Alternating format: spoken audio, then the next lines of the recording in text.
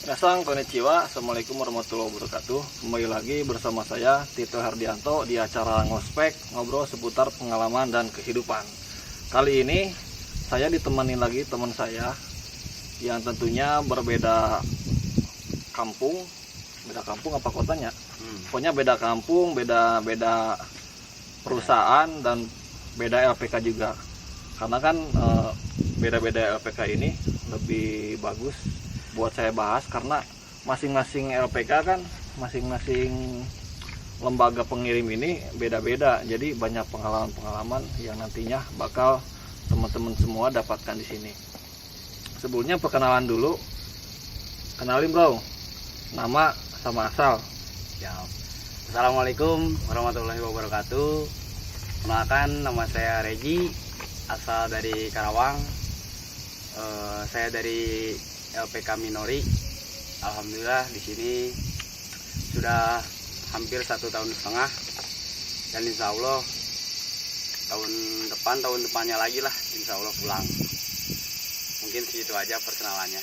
Dari situ mas. Jadi sebenarnya kita ini orang Sunda, Bray, orang Sunda asli. Tapi ya sebenarnya mah gini, ngobrol sama orang Sunda tuh agak kalah ragu kalau ngomong bahasa Indonesia itu. Asli lah.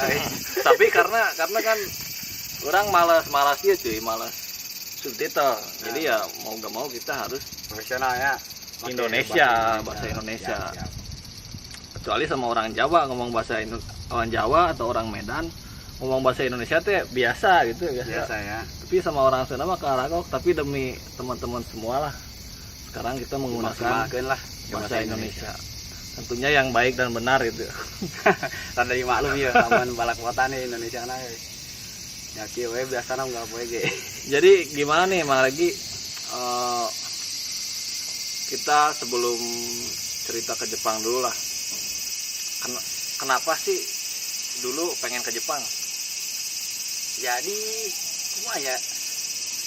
Jadi pertama-tama awal tahun 2000 bukan awal, pertengahan 2017.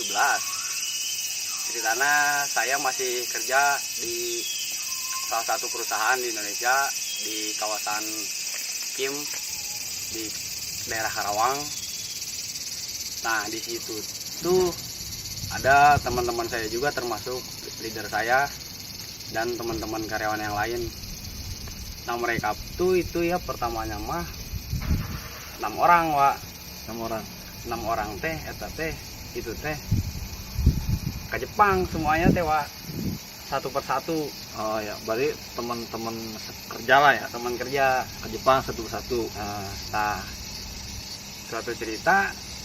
Nah, sebelum yang satu kan ada teh teman yang kerja ke Jepang, berangkat ke Jepang juga. Satu daerah rumahnya sama saya, Wak. Satu daerah. Nah, satu ketika saya lagi cuci SIM, ketemulah Wak sama dia. Cuci apa kerja? Bukan, Wak. Oh, nyuci motor. Ganti pegawai. Saya pulang kerja kan nyuci motor. Nah, malam minggu, Wak, biasa capek kan. Nah, gitu ya, tiba-tiba dia teh cerita nggak bakal lama mau berhenti kerja di sini. Mau pergi ke Jepang, pindah kerja di Jepang. Jadinya tertarik. Tertarik itu karena emang tertarik. Wah, nyanyi pengen ke Jepang apa karena kesepian ya teman-teman agus areueuh. Ya kahiji eta nya. Pertama ya itu alasannya. Terus yang kedua emang pengen punya pengalaman baru, Wak. Soalnya ya tahu sendirilah di Indonesia mah meren buruh mah. Ngomong di Indonesia lulusan tahun berapa sih lulusan? Saya mah lulusan lila, Wak. Duh, jadi malu 2011. Saya 2010 beda tahun. 2011 saya 2011 berarti lulus sekolah itu udah sempet beberapa tahun kerja di Indonesia kan? Wah, beberapa pabrik, Wak. Gulung gas lah dari itu tadi. Oh, siapa tahu ada yang masih kerja di PT-nya nih.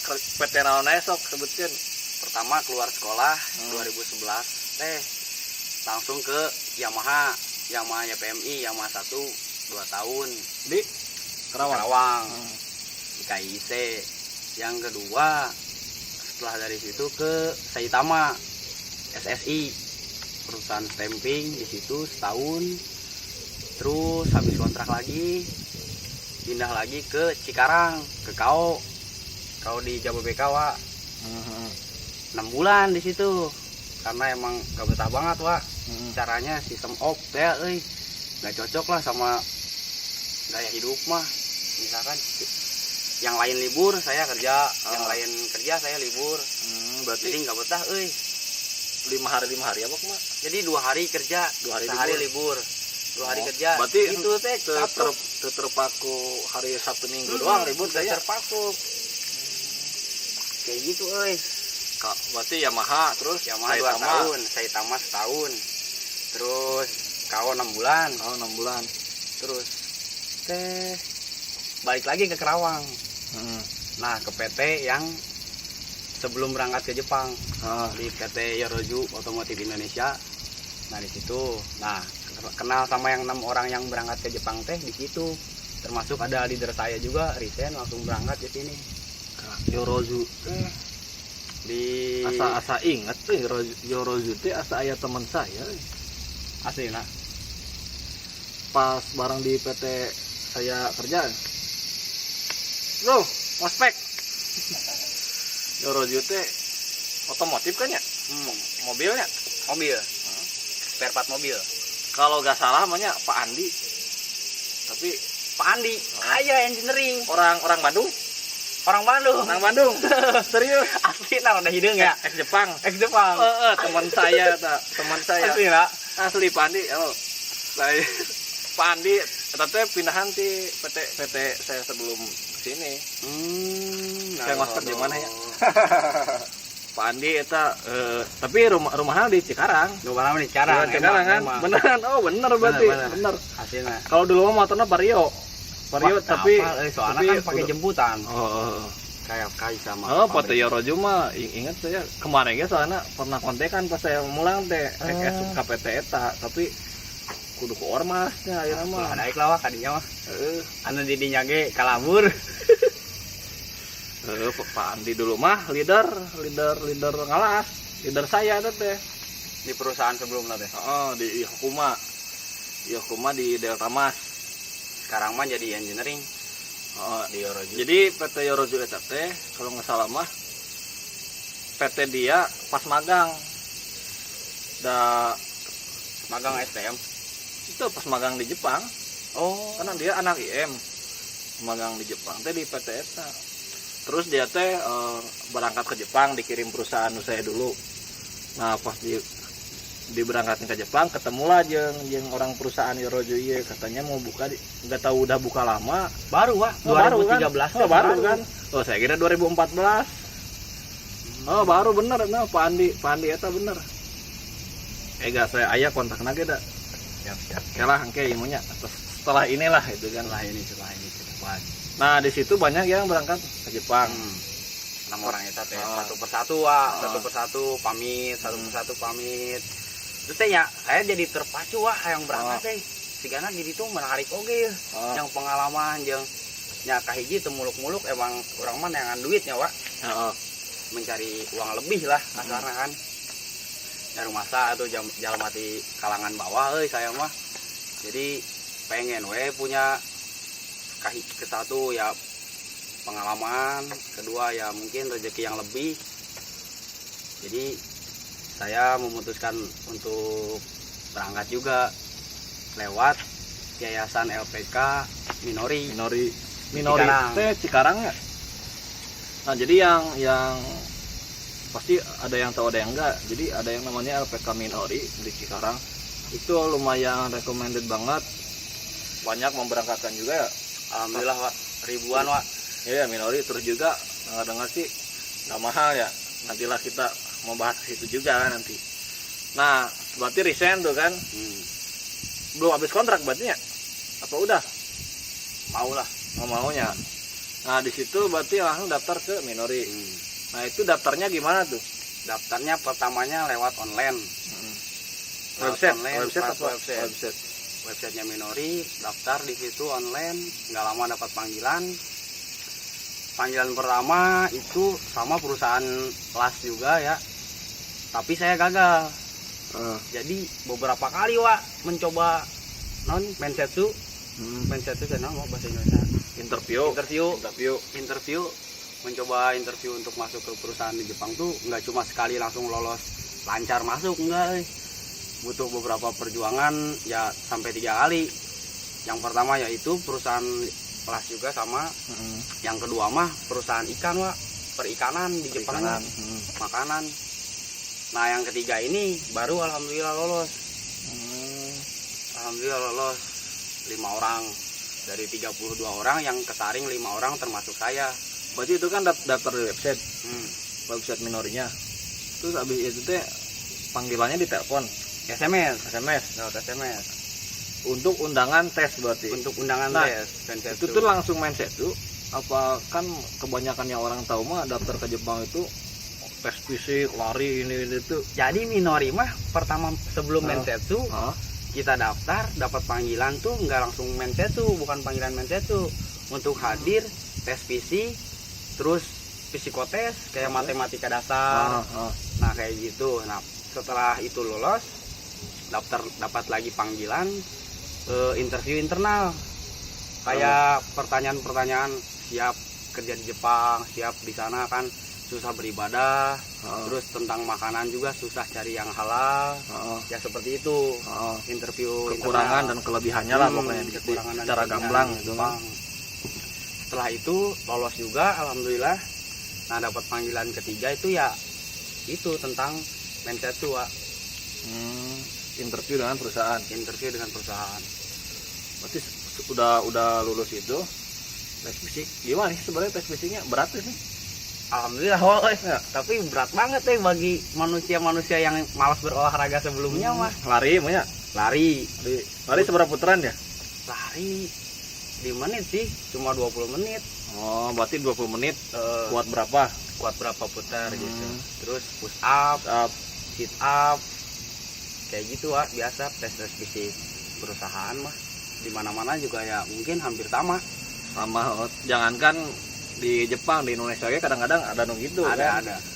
Jadi kemarin sama tuh pas di Katsushiro itu lari push up.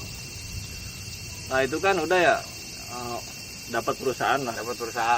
Asal dapat perusahaan itu tuh langsung masuk pendidikan berapa bulan? Pendidikan estimasi kan saya tuh waktu itu daftarnya pertengahan 2017. Nah sudah lolos mensetsu, interview di perusahaan, keterima, langsung disuruh pendidikan estimasi keberangkatannya selama 6 bulan. 6 bulan belajar bahasa Jepang, ya mental, pendidikan mental segala macam budaya ya Nihongijo kan tentang budaya Jepang. Nah itu pas pelatihan bahasa Jepang itu sebenarnya sih sebelumnya nih kan rata-rata yang ke Jepang ini ada yang emang dia udah suka Jepang, misalkan kayak anime kayak gitu ya. Apa emang bagi Regi mah ini teh pertama banget nih mengenai Jepang teh pas waktu masuk pendidikan itu? Pertama sih bagi saya mah. Ya saya juga sama kan dulu pertama itu. Kenal Jepang mah nyati film-film Jepang film-filmnya negatif positif lah. Tapi sering nonton anime gitu. Sering Naruto misalnya. One Piece. Jadi itu pas pendidikan bahasa Jepang tuh gimana? Awal-awalnya kesulitan apa? Wah, kesulitan banget ya. Kesulitan banget. Terutama kalau saya mah dulu huruf. Saya benar-benar kan. Jadi pertamanya kan sebelum masuk teh ngecek teman saya nunggus berangkat duluan teh. Nggak nikmati puas-puasin dulu main sebelum pendidikan mah udah kayak di penjara kan. Kasarnya kan. Jadi tidur apapun kehidupan diatur kan waktu. Jadi dipuas-puasin main tanpa belajar. Padahal kata orang minorinya tuh ini diapalin di rumah, belajar nulis. Tapi saya henteu Enggak belas nih. Oh berarti abis lulus, dikasih jeda. Abis lulus mensetsu dikasih jeda sampai 2 minggu. 2 minggu langsung. Tapi udah dikasih materi kayak kotoba kosakata iyalah kehidupan sehari-hari kayak salam-salam, konnichiwa atau gimana gitu kan. Nah di situ Wak nggak belajar Wak, saya mau Wak was sih main kan. Wah si Bebek power tuh bisa ketemu lagi lama. Apel. Jadi dibanyakin main lah anjir. Jadi menyesal pas begitu hari pertama masuk pendidikan. Wah bener-bener buta huruf Pak. Buta huruf nggak bisa nulis. Akhirnya saya di kelas pertama di kelas huruf remed remed 2 minggu. Itu tuh jedanya dari mulai awal kan si Keng banyak sampai si Keng tulis tuh berapa minggu? Seminggu si Keng nggak lulus di pelajaran huruf. Ya ibaratnya masih ngaji ikro lah. Nggak lulus Pak. Jadi ngulang di minggu kedua alhamdulillah dimaksimalkan belajar, alhamdulillah. Jadi buat belajar huruf Jepang itu dikasih rata-rata sih seminggu ya. Seminggu itu targetnya udah harus bisa. Jadi buat kalian yang mau masuk pelatihan, kalau bisa mah sebelum masuk itu belajar dulu di rumah lah. Justru pola pikirnya kebalik ya. Yang tadinya wah sebelum pelatihan nih harus dipuas-puasin dulu santai. Ternyata justru sebelum pelatihan itu dimaksimalin belajar buat biar nanti pas udah masuk pelatihan itu santai nggak kan? kaget.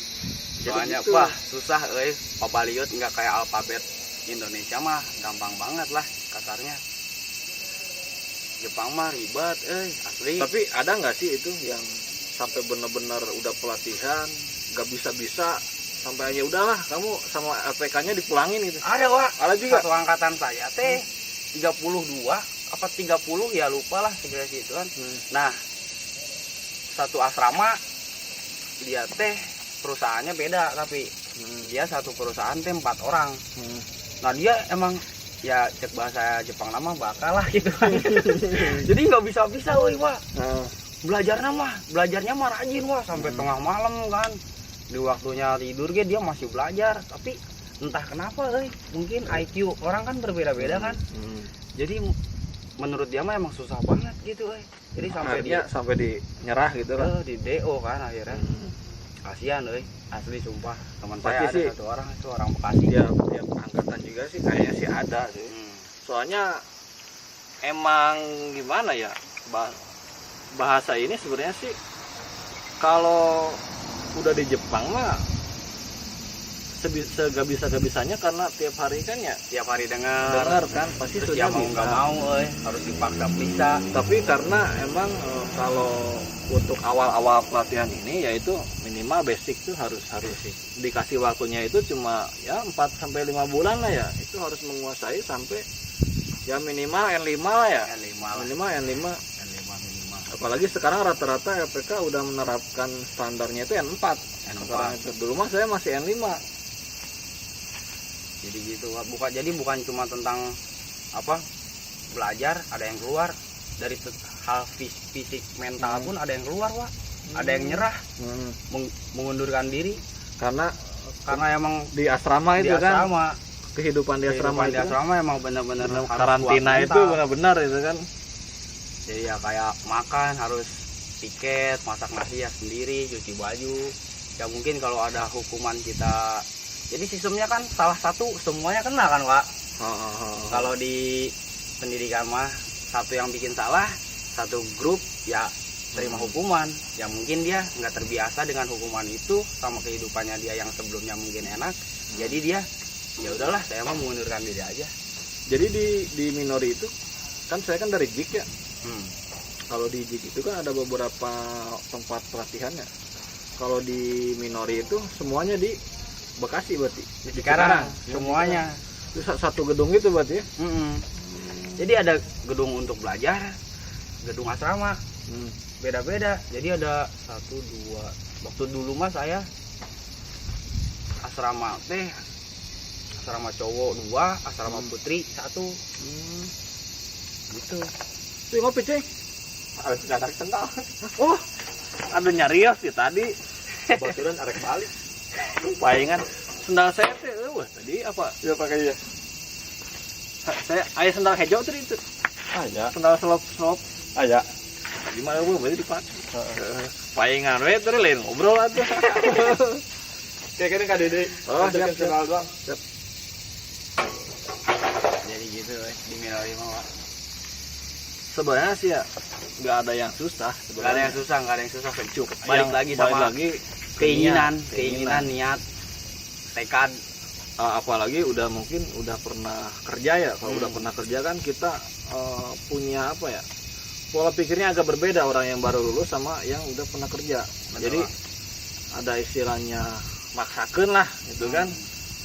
Gampang, perih mah sebentar lah kasarnya. Cuma kayak gini mah kan udah tahu estimasinya pun ada cuma 6 bulan ya, berarti ya udahlah sekarang mah 6 bulan mah dijalani aja.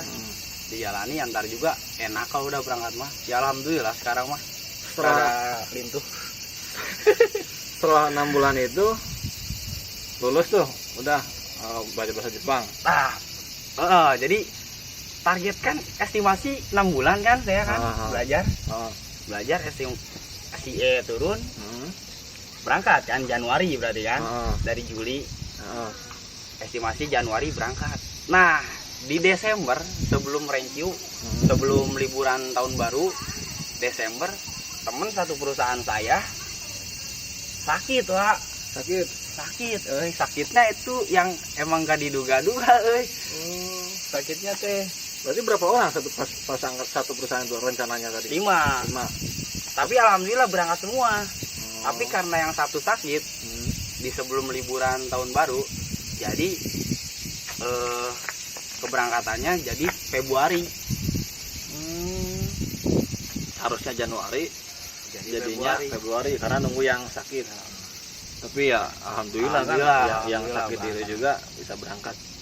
Saya juga dulu kan rencananya Juni 2015 ya, tapi karena si Ina can turun, orang waduh si belum turun, akhirnya berangkatnya jadi harusnya Mei, berangkatnya jadinya Juni. Wah kacau banget wah itu Wak, sumpah guys. Udah harapan tinggi kan ya, tahu-tahu temen saya kumat naon kumat.